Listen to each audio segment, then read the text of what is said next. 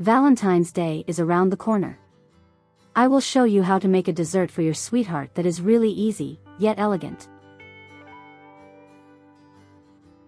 Start by adding 1/2 tablespoon of vanilla extract added to 1/2 cup of heavy whipping cream. Pour the liquids into a bowl. You will whip the cream and vanilla until the whipped cream forms peaks that are not too firm. Refrigerate the whipped cream and grab your next ingredient. You will need 4 ounces of your favorite chocolate.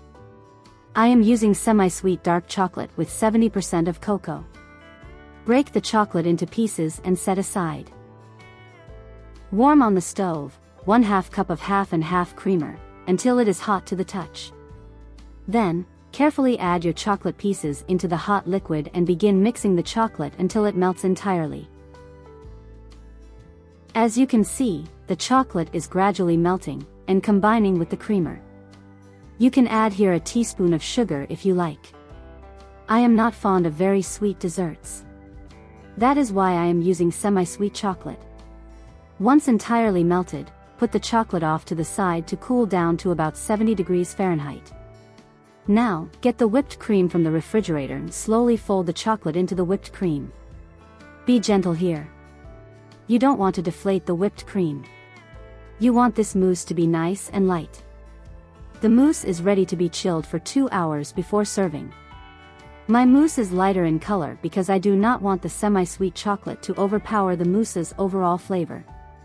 If you want a darker looking, heavier mousse, you can add 8 ounces of your favorite chocolate.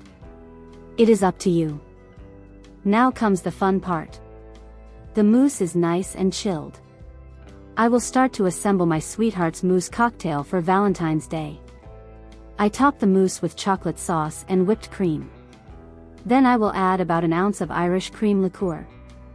And, I top it off with a cherry. Just look at this dessert for my sweetie pie.